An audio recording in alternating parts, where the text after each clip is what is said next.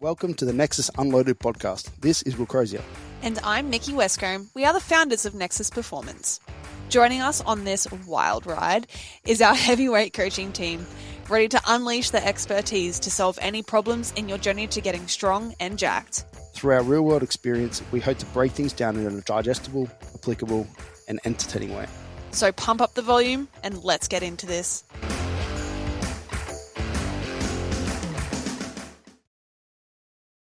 I honestly think we just freeball and see where we go, because there's just an obnoxious amount of directions I see this going. Do you mean freestyle?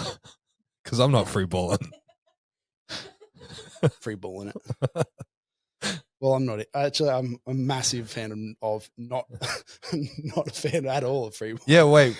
Maybe that's where we start this. What are your thoughts on freeballing in soft suits? People who just like let that should be illegal. Hang brain. That is surely is that an APL rulebook? No, in all feds you're allowed to go no undies. I feel like there needs to be an update, and you're the man right now to give it to people. I actually did the opposite in the APL rulebook. So, you know, in most rulebooks you can take your shirt off during deadlifts, but women have to keep a sports bra on. Mm-hmm. Why? Why are men allowed to that's really have wrong. Titties flying everywhere, but women can't? Mm.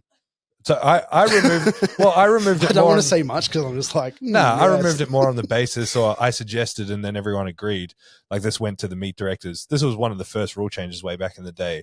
So I did a sweep through the APL rule book, and I'm like, all of these things are dumb because there's no way you can actually justify it. Mm. Like, why is that there in the first place? Because some old guy in the IPF was like, we don't feel comfortable about the potential of a woman's breasts falling out. It's up to them. Like, I don't think women are really walking around in clothes that they know they're going to fall out of. Let them make the decision. Yeah.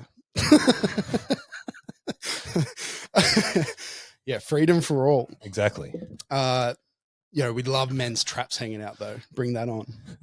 Well, you're the literal spokesperson of the world for that. Yeah, that should be in the rule book. Anyway, you can cut that out of the start of the podcast and start again if you want. It's your fault. You said freeballing. Yeah. It's like, what is it? 4 o'clock, 3 o'clock. It's nearly bedtime, all right? Yeah, Give us a fucking break.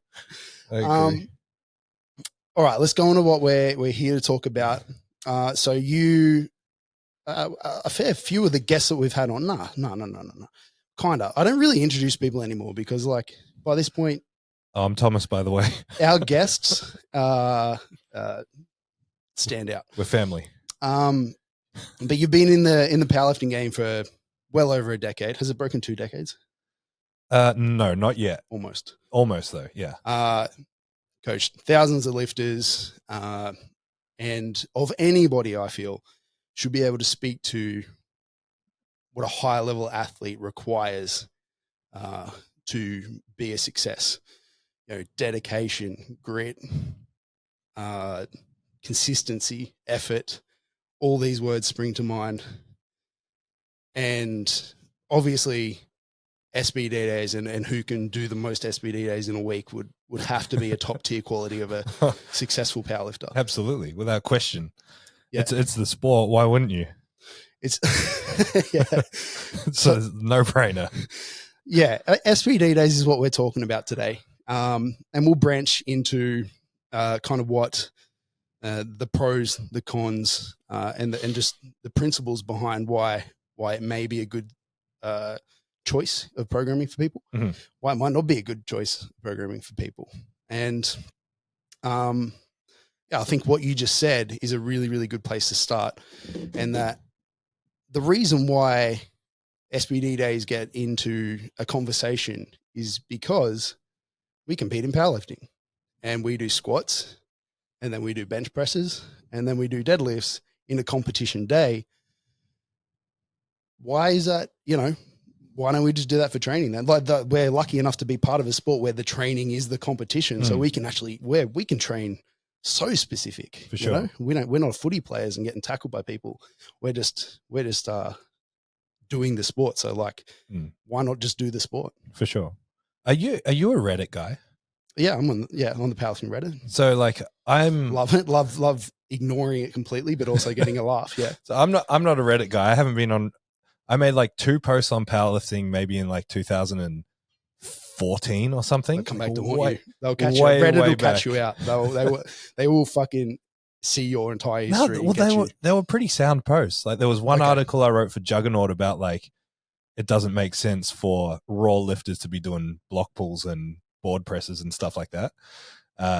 And I can't remember what the other one. Controversial at its time. But anyway, since the Colton thing, I've been sent screenshots about like threads on Colton, and so I went back on it the other day, and there was a response like there's a thread that's like, how does Colton get so strong only doing squat, bench, deadlift once a week? Because I only program him once a week, and I only program 2 sets on squat, bench, deadlift for most people these days. And one of the comments on there was like, Tom is his coach. My name's Thomas. Tom is his coach, and I know he hates SBD days. And I've gotten this reputation of hating quote unquote SBD days because I'm vocal about it on my stories from time to time, saying that it's not the best option. And I don't hate SBD. Hating days. is a strong word because it implies that you like just have a bane against it. Yeah, you know? yeah, which isn't a fruitful way of thinking. And so, like you said before, let's talk about some pros and cons. And there are definitely pros to SBD days that you could potentially lean into. I just think they're outweighed by the cons. So to your first point is like, why don't we just do this all the time? It kind of raises the question of what is specificity for powerlifting, and people are pretty good at cherry picking what specificity is. So they're like, you should pause every rep in training because that's specific to powerlifting for bench press. It's like, it is, but what's not specific about that is that you don't do a set of 8 and you don't do 3 sets of 8 consecutively. So it doesn't make sense. It would make sense to pause your last rep of the last set because that's theoretically the hardest rep, which is closer in specificity to a 1 rep max. So like, is doing squat, bench, deadlift on the same day really specifically training when you're not doing high intensity, when you have to literally dumb down the lifts in order to do that? You're also cutting out so many aspects of specificity. Are you waiting several hours between squat and bench and deadlift? Are you treating it like it's a fucking full day? I don't know about your gym, but most people are. yeah. Ask Ben Polk. Are you waiting 15 minutes between sets? Are you actually doing this specifically? If you're not, it's not really that specific. Yeah. So there's an element of truth to like, it gives you the feeling of what it's like to do a bench after a squat and a deadlift after a bench press. But in order to do that, you just have to dumb everything down, and you have to think bigger pictures. Like, is doing half-hour sets of squat, bench, deadlift as good as doing really hard sets of one of them? No. For the aspect of training and getting stronger over time, no, it's not. I think this is the fitness industry. Like, this question could be a million different questions, and is the fitness industry in a nutshell, in that because of social media and the fact that you need clicky, get people's attention the first 10 seconds, that it's very common to take a training principle such as specificity or fatigue or I don't know, and just completely 100% zone in on that thing and miss the forest for the trees. Yeah. In terms of like, specificity is good, so I am just going to go absolutely ham on that. Yeah. I'm only doing that, and anything else completely dumb. And then you got people who will say the opposite because maybe they're a hypertrophy guy. Maybe they're like, specificity, like I just get fucking jacked, bro. And then, which is valid in itself for sure, but you can take that and go completely, and then maybe you're only bringing in squat, bench, deadlift a few weeks out, and I would say that is probably not a good way to do things. And all of these principles just get so zoned in on and just miss everything. So that's where I feel this comes from. Yeah. Yeah. And the problem is that people, because you can, if we like play devil's advocate and say we're sitting on the side of the fence that's very, very, very strongly for SBD days. Yeah. You can craft together logic that sounds pretty good. That's what I mean. Theory is theory. It's like, yeah, sure, we do squat, bench, deadlift in competition. It gives you the practice of that. It allows you to do skill work on your off days. It allows you to build volume across the week. All of that sounds nice, but when you hold it up in practice, it doesn't actually make that much sense. You could even argue that the fatigue is almost a good thing. You could go, like you said before, like if you're doing it in a day by deadlifts, maybe you're a little bit more fucked. And so scientifically, and you could argue that by the time you get to that in training, maybe the fatigue is more specific and it maybe makes a little bit more sense in theory. Yeah. But then when you zoom out and look at other principles and go, oh, wait, like what is just let's just go like, what is good training and what does good training look like? Yeah. And how do we maximize stimulus across an entire week, across an entire block, or a whole training prep? The wheels start to fall off a little bit on when you zoom in so much. Exactly. It's exactly what you just said, missing the forest for the trees. Because the art of getting stronger at a particular movement doesn't mean doing it hyper specifically, which is why we don't do 1 rep max bicep curls, or why most people don't do 1 rep max bicep curls. Like, you're not periodizing your reps and sets and then stacking up these things for other movements. It's the same with the hyper frequency argument. Like, let's do 6 bench days a week.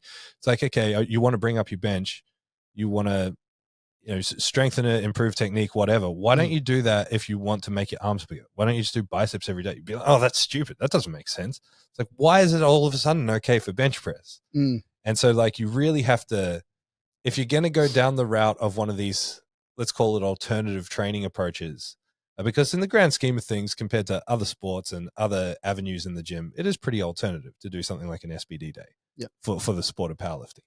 You have to be able to, like, test it rigorously from every angle and be okay with it. Yeah. Well, I feel like we should talk on the pro side of SBD and give it merit here and go down that a little bit more. I feel like there are 2 scenarios where, like, 2 sort of programs where it would come in, like it would kind of, like, people would argue for it. You've got what you just said, which is just generally high frequency programming, and somebody again that is zoomed in on frequency and maybe missing out, overseeing intensity and volume and other things, other variables. If they're zoomed in on that at the time, then I don't know, maybe you've maxed out your frequency across your week, and the SBD day is your way of upping it even more. But like you just said, your kind of argument against that is just general training stimulus as opposed to frequent bouts of it. And those other variables are going to have to come down. And then you have to argue, what is strength training? What's the most important variable in strength training, which is, I always say, to dumb it down, like, to lift heavy shit, you need to lift heavy shit. Yeah. Intensity is king. Yeah. So, and that's powerlifting, and you're just not going to be able to hold intensity across so many days. And we could go very deep down that hole and it would probably end up a mess. But the other kind of way I see it slotting into a program is maybe somebody going, okay, when I do squats in a program, or when I do my squat day in my week, I hit my squats and then I go to do leg press or leg curls or legs, whatever you're going to do after it, your accessory work. And I'm a little bit fatigued for that. I'm just not getting as much out of that. So you know what? I'm just going to do like a leg day, all the stuff I would usually do after squat.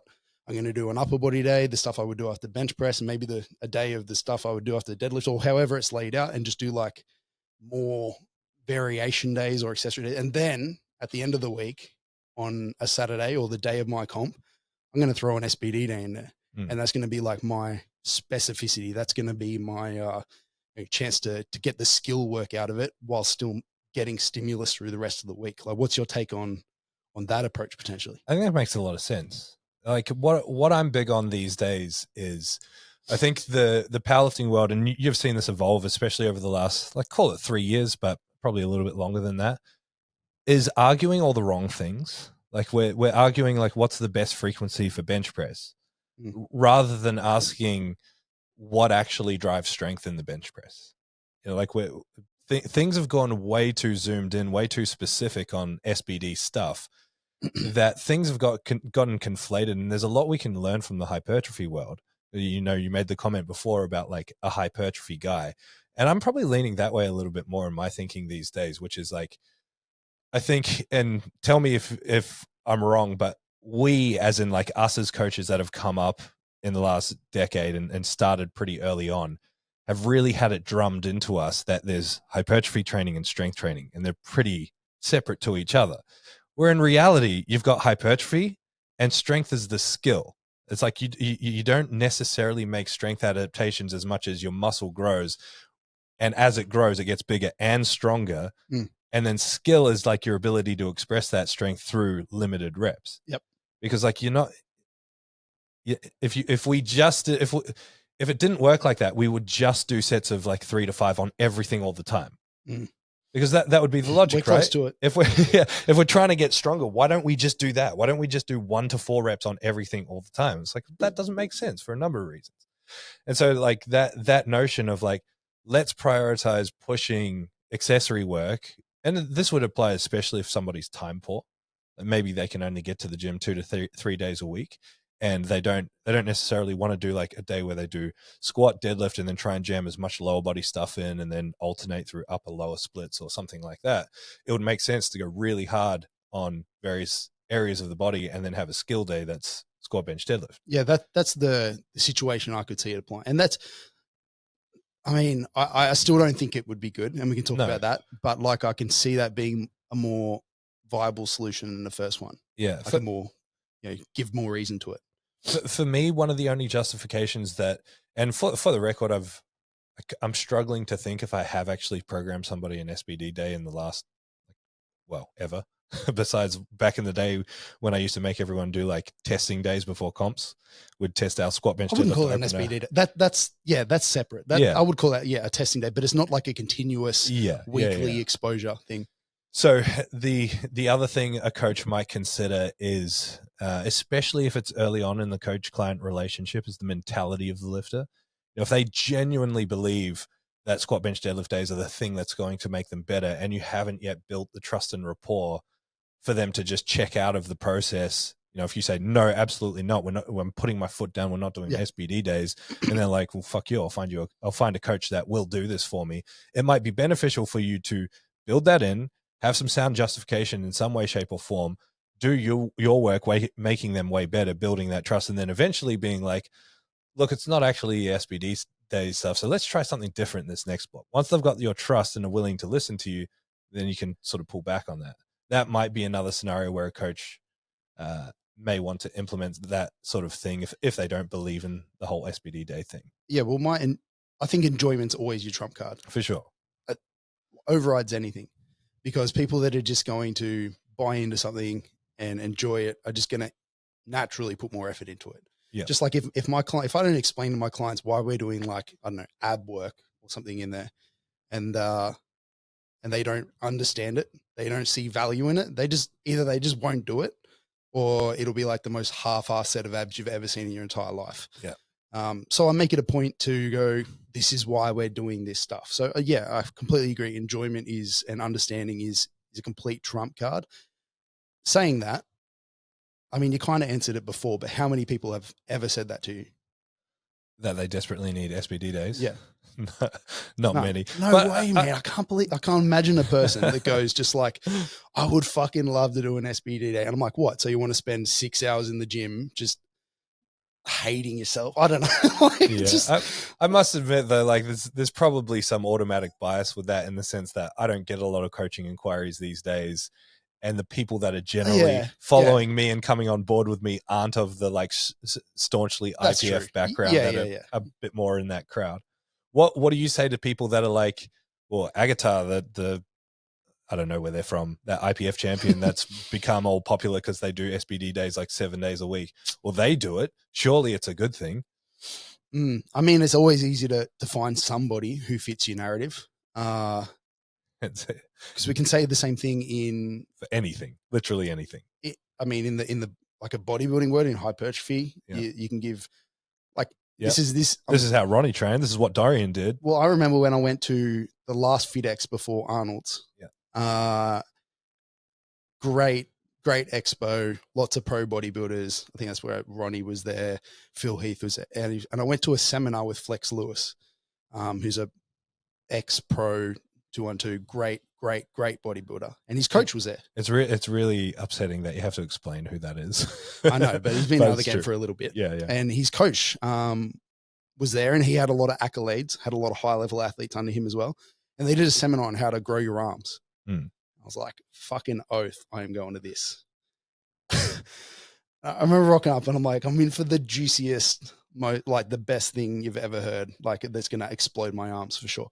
Anyway, the secret ends up being, we're talking about triceps first, was apparently 100 rep sets you're going to do essentially like 5 back-to-back 20 rep sets with different, slightly alternating, like different grips for your tricep push downs, so like overhead ones, underhand ones, I don't know, other grip ones. I can't even think of the other ones. Yeah. And that's probably like the key. I'm sure there was moments before, but that was the key memory for me to go like, hang on a sec. Yeah. Like not everything that these high level coaches or athletes do is always 100% correct. Yeah. Yeah. I've got a moment like that in powerlifting. In 2015, Stan Efferding came out for GPC Nationals. And I went to a seminar at PTC Brisbane back then. Yeah, I know what you're going to say. What?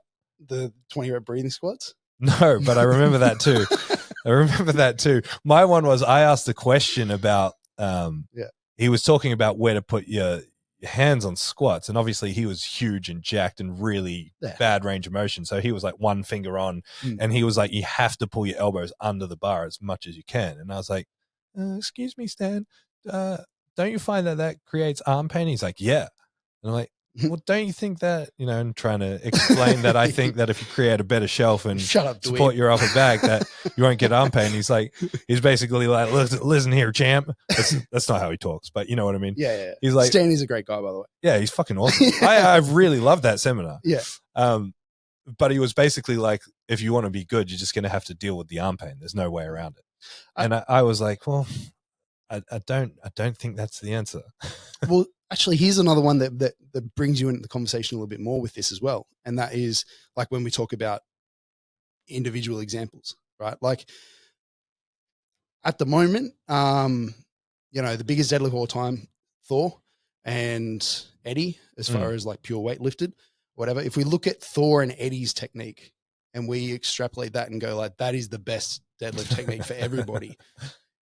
I think you would be sadly mistaken if nearly anybody tried that as to what they could lift, because it is horrendously inefficient for most of the population. Unless you weigh 200 kilos, then, go for it.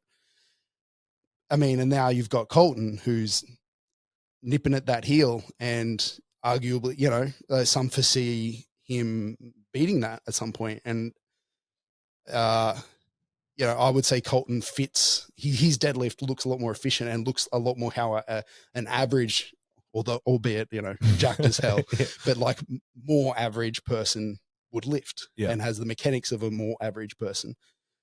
So like, I don't know, I guess like when you're looking at examples of technique or programs or anything, you're looking at the average person or more specifically the person that you're fucking dealing with. Yeah. But, that there is another example of like maybe individual cases. For sure. Yeah. Like, so back to my original question to you, which is like, what would you say to the 6 SBD days? What I say to that, and same thing with any alternative techniques or anything like that, is my question is always the opposite, which is how much more and how much more could they lift and how much better could they be if they did it as in what I perceive to be the correct way to do. Yeah. Like and so like, this is why I hate, again, what we were brought up with, which is like, oh, the people who are the strongest, they can just do anything and get stronger. It's like fucking bullshit. It's the opposite of that. The stronger the person is, the more precise you have to be to ensure that there's continued progress and continued growth, because everything's so much more volatile. When you've got 400 kilos on your back and you're super efficient at expressing strength, when things go wrong, Like everything's bigger. The weight's bigger, but the consequences are bigger as well. And there's so much more on the line. Like you have to be way more precise. You can't just throw shit at the wall and hope it sticks. Yeah. I can see what people say in terms of like, if a Colton or an Eddie or whatever, somebody who was genetically blessed clearly didn't, I don't know if they, to go back, download, I don't know, like 531 or Juggernaut or some shit, they would probably get pretty good. Like he's built for it. Sure. But to get how many like good-ish powerlifters are there? And then how many Coltons are there? Yeah, exactly. That's that couple of percent's fucking hard at the very, very top. Where was I going with that? I'm trying to think back to how to bring this back to where we were at. I think if we go back to SBDs days in general and another actually, before we go down this, I have to ask it because Reddit's going to attack us because you brought up Reddit.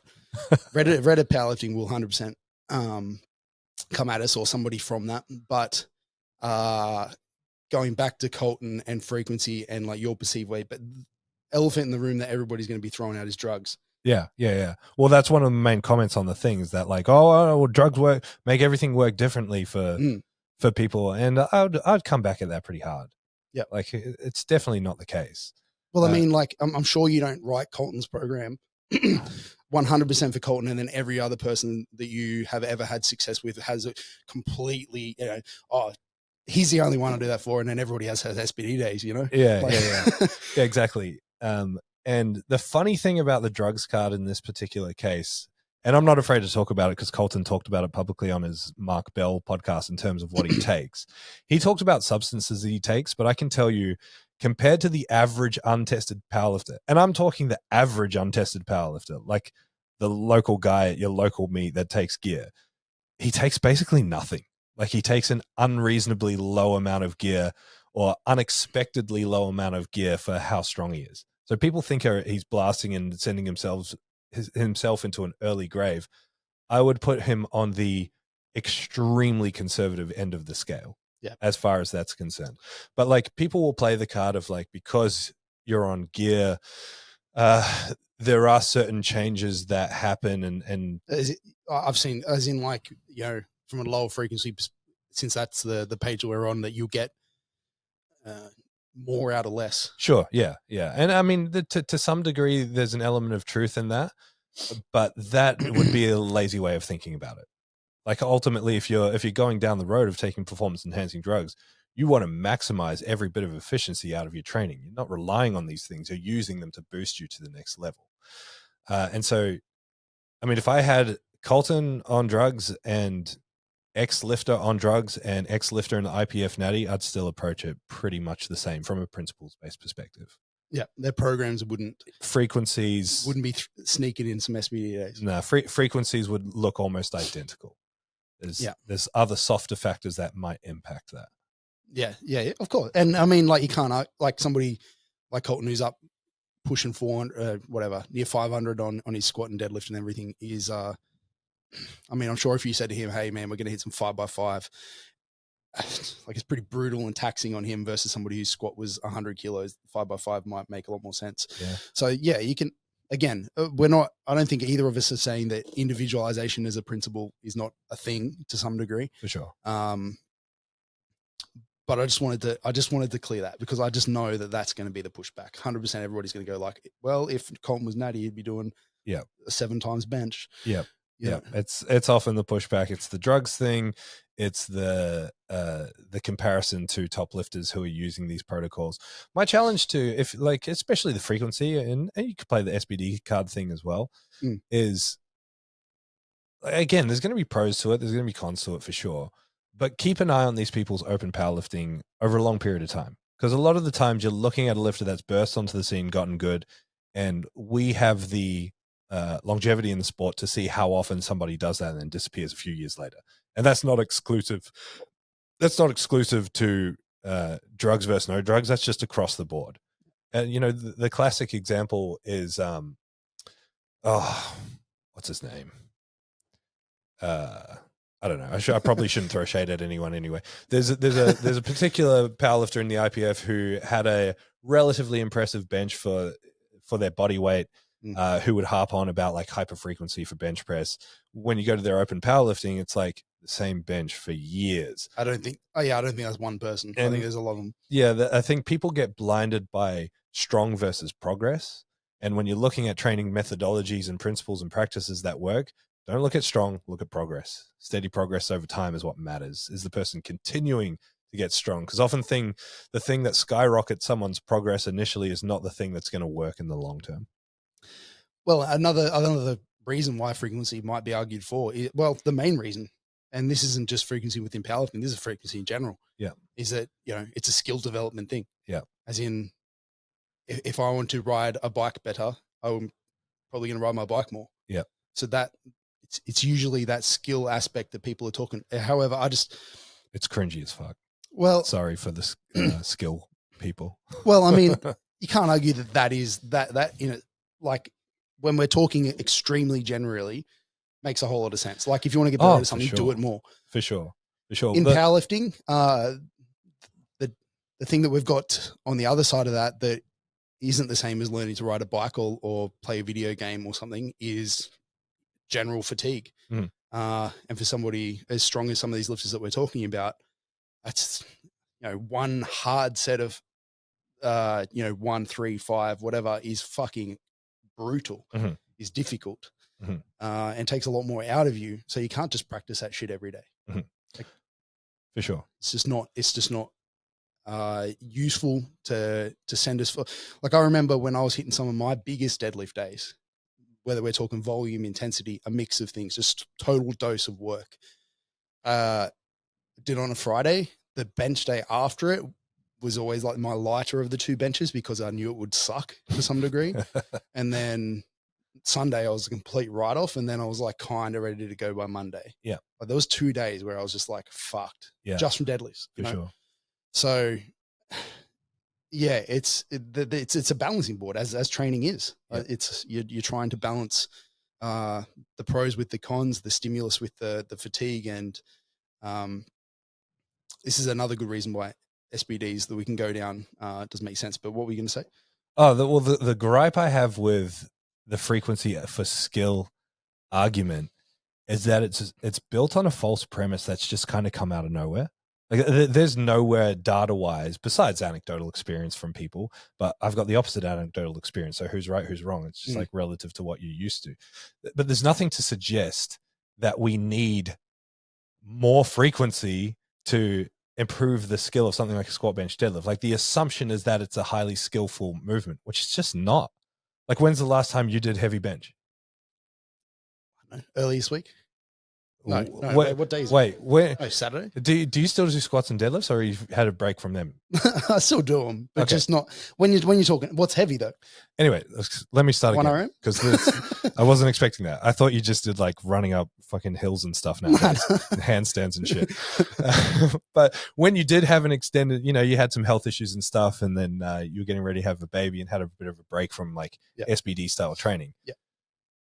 Let's say you took 6 months off deadlifting. It's not like you don't know how to deadlift from 6 months later. In fact, 6 months off, you're probably pretty good, like pretty close to where you were, not strength wise, but in terms of the movement, you feel a little bit lost. Body feels a bit different to last time. There's a little bit of like a learning curve to get there, but it's not that bad. Whereas if you play an instrument, for example, like I play the piano, right? If I don't play for a year, I fucking suck. Like I don't know where my hands are, the keys are. And like the exponential improvement going from like once a month to once a week to daily is massive. A squat, bench, deadlift is not like that. Like you can do it once a week and be just as good the next week, or even a couple of weeks later than you were that particular time, if you're already reasonably experienced. A little bit different if you're brand new. I was about to say, if you you go back to your classic programs like Starting Strength. Yeah. And I'm not saying that's an amazing program, but I'm just saying that it's a fairly high frequency program, really. Sure. Like they hit, I can't even remember it, so bad example, but I'm pretty sure they hit squat, bench, deadlift or variations of fairly regularly in that. Yeah. And so the other problem with that argument is skill for what? So like if you're doing 70% bench presses 4 times a week, great, you're good at 70% bench presses. If it all falls apart when you then max out, what's the fucking point? It's like the skill aspect that we have in powerlifting has an element of specificity, which is the asterisk of under a really fucking heavy weight. So like this is why it doesn't make sense for us to do speed work at 50% because it just doesn't translate to 100%. Do you have a, just to jump in a bit different, but do you have a threshold of where you would classify it as skill work? Because I do. I've had to think about it a lot, and it's definitely not evidence-based. Yeah. It's evidence-based in terms of like people that I've coached. But mine is really specific. It's like 72 to 82%. Okay. Yeah. Well, I was going to say like anything below 70% is probably, I mean, I don't want to say a waste of time, but like I'm happy to say it's a waste of time. Almost a waste of time in terms of like for skill acquisition. For the goal of carrying over to a 1RM. Yes. Because I feel like 70% is about the point where you have to like dial shit in. Yeah. As in like if I said to you, hey man, like we're going to get you better at bench press, we're just going to do some easy sets of 50%, you could use the worst technique in the world and annihilate 50% for like 10 reps, and it would just still be a joke and it wouldn't get better. Yeah. Whereas I feel like it needs to be heavy enough and hard enough to make you dial in, concentrate, focus. Yes. Bring, your best out in you, and even maybe heavy enough you got to make a couple of those reps dodgy, and teach you a lesson if you do fucking for sure don't treat it with. But you used to say to me all the time on the platform, still do, I'm sure, to people, but when we're going out for an opener, treat it seriously, because although an opener is low in terms of RPE or whatever you want to call it, like it should be easy. It's still fucking heavy, and it still absolutely fuck you up if you don't respect it. For sure. So 70% is about where I draw that line, and I err even higher. I try to get, like most people, the bulk of their work to over 75%. Yeah, because I just feel like just spinning wheels below that, and I may as well be doing a dumbbell press or a leg press or something else. Yeah. And still on the important caveat that this is for someone who's established their technique to some degree. Like if we're working with someone brand new, there's a lot of value to doing that super light stuff. But 100% agree. Like I say 72 to 82 because, and I mean, it's arbitrary. It's percentage of what? Like percentage of the last 1 rep max. It's kind of percentage of your assumed 1 rep max right now, or your daily 1 rep max if you're using indicator sets. That's why, as you said, with beginners, it's kind of bullshit, because I've coached people, they've done 100 kilo deadlift and it's like an absolute joke, and then the next week put it on the bar and they can't do it for some reason. Exactly. But yeah, to the person who's relatively established, completely agree. It's like that sort of 72 to 82%, call it 70 plus or 70 to 85, whatever you want to label it as, is light enough to think about it, but heavy enough to be, to, like you said, almost punish you if you get out of shape. And I love what you said about, like, it's actually good for them to get punished and to lose position, because then it creates that feeling of like, this is where my breakdown is. Because like if your back's all folded and out of shape on a squat at 40%, you just stand up with it. You literally think nothing of it. But if you do it with a heavy weight, you're like, oh shit, I felt that. And it's like, you need that feedback to correct on the fly. And when you're warming up for a competition or 1 rep max, if you feel that on the way, you then dial in that thought process of like, oh, I felt my back, I need to really dial in my back tightness or whatever it is. Yeah, when people are getting better, you might have a little bit more disagreements with this, but like when people are aiming to improve their technique or improve their lifts or whatever, but from an efficiency point of view, I'm never, like if they're just getting 10 out of 10 reps, like 100% of the reps are just like absolutely crisp as fuck. Like to me, it's an indication that, hey, maybe I'm not pushing this person hard enough. Like maybe I'm not, like whether it's the weights are too light or they're just not doing enough work, or what, like I can push this person harder. I try not to let that slip below 7 or 8 out of 10. I want 7 or 8 out of 10 to be like really, really good. And then 1 or 2 to be a little bit like testing the waters a little bit. But that's kind of like generally how I operate from is this hard enough for this person? Yeah, no, I completely agree. Like I've gone away from the mindset that we're taught in powerlifting of like, you should always have a little bit more in the tank, because that mindset kind of poisons us into being like, your working set should be kind of easy. You should walk away feeling pretty fresh. Bullshit. If you can do 5 sets of 6 at the same weight and there's no breakdowns or anything, it just kind of says that you don't experience breakdowns or difficulty till the last set. The first 4 sets were just kind of a waste of time. Yeah. Building up. Yeah. Sure. You could say it's practice, it's building volume or what, but it's kind of trash volume.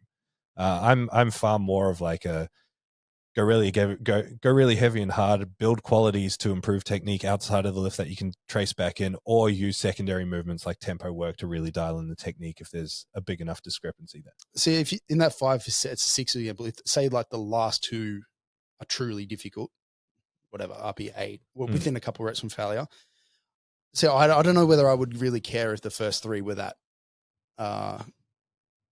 if they were easy. No, they still got good stimulus in the end, right? Yeah, and again, if we look at the negatives to doing more, the negative is always fatigue. Sure. And if it's easy, is it really that? Like it's more of a time thing for sure, definitely. which to bring us back to SBD, might be a good way to go down as well. It's just time. One of the biggest negatives I have towards it is just like, who the fuck is going to the gym and slamming out multiple hours of just, I don't know, like you're going to have to do it at such a low RPE, which we've just talked about in terms of intensity.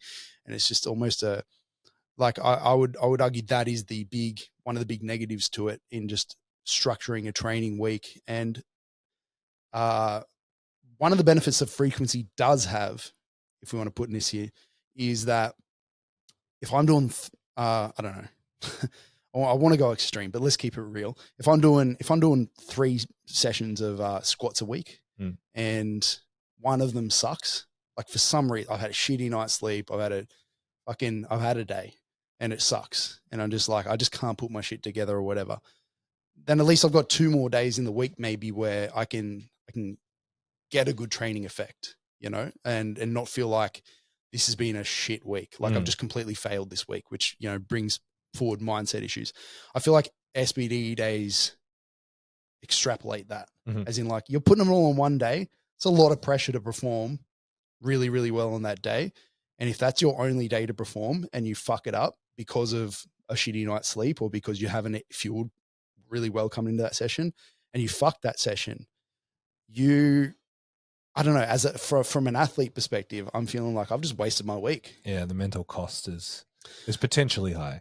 Yeah, whereas it's nice. One of our like slogans for Nexus is build momentum, and I love that feeling of heading into a comp, and it just feels like weeks are building on each other. It just feels like there's some momentum carrying me forward.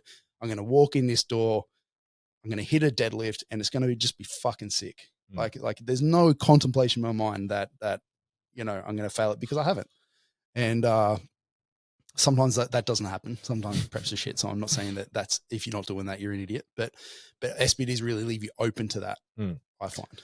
Yeah. So, I mean, your comment is both a pro and a con, right? So it could be a redemption day for one of your other squat or bench or main days going wrong. It could be the opposite. It could be the thing that I was picturing it as the approach we were talking about before, where the 3 were like kind of variations, and that was like the it day. Yeah. That was the test day. I get you.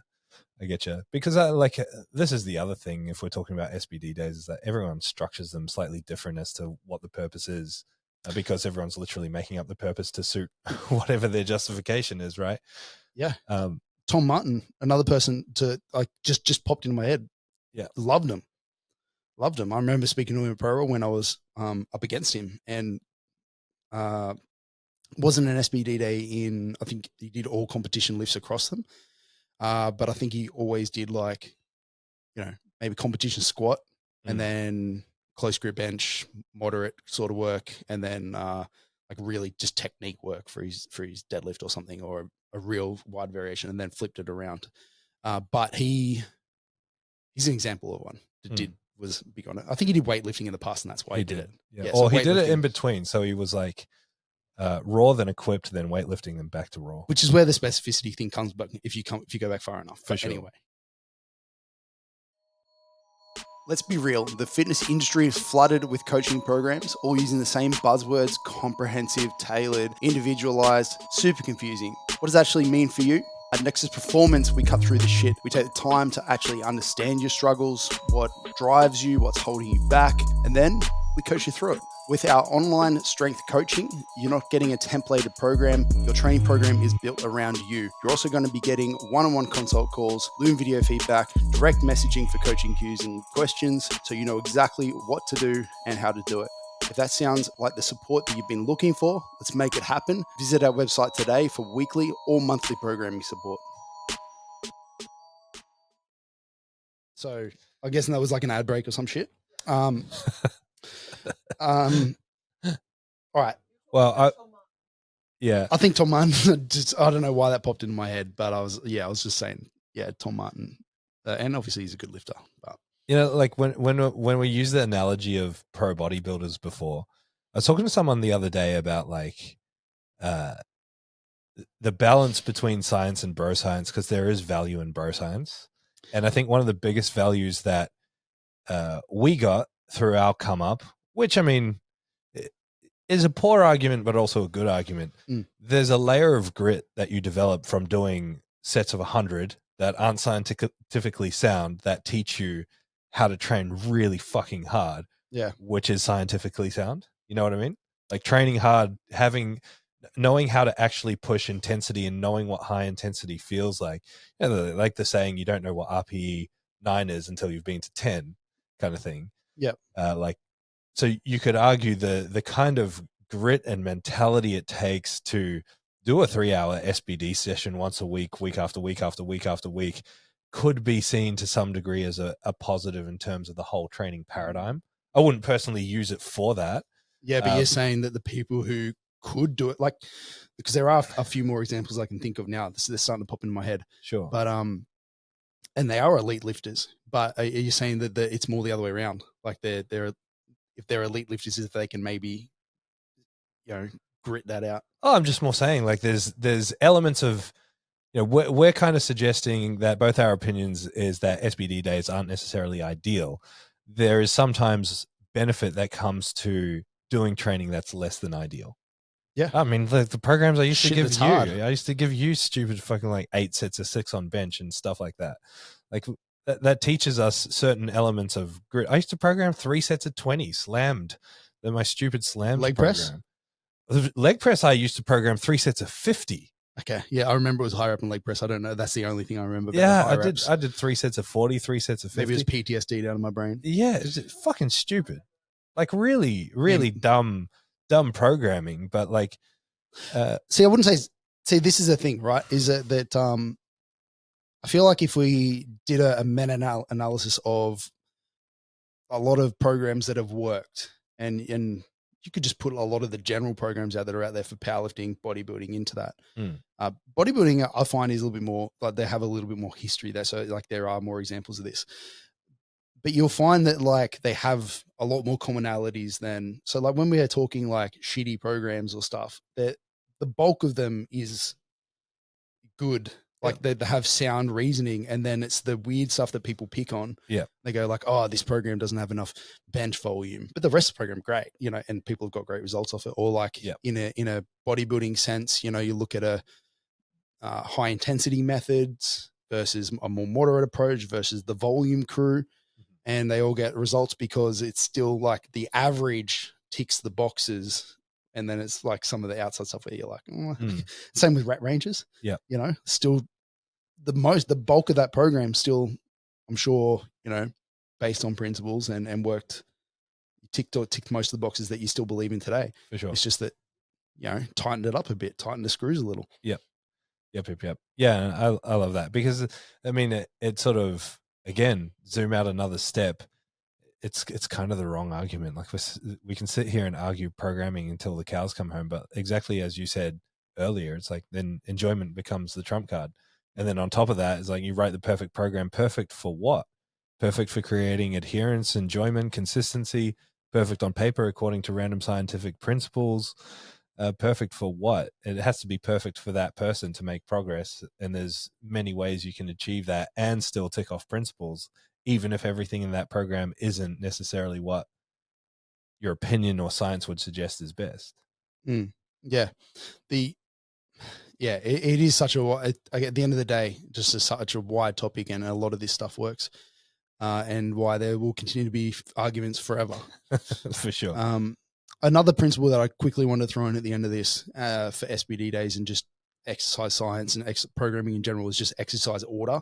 Yeah. Because I feel like that's something that we need to have with SBD days, because it might not be an SBD day, it might be a DBS day. Yeah. But like whatever is last is inherently just going to get less effort. Yeah. Or just like you. And I don't want to be one of the fatigue TikTokers. I'm not that guy. Trust me, not scared of fatigue. If I do one extra set, I don't feel like I'm going to fatigue myself into oblivion. But there has to be something to it. Yeah. Like the further if I said do 10 sets of bench today versus 10 sets of bench over a week, that 10th set is going to be rough if you're doing them all together. So that's where frequency might, have that upper hand in terms of just overall effort over a week. Yeah. It's just about the amount of work being done and how you divide it up as opposed to it being better or worse, I guess.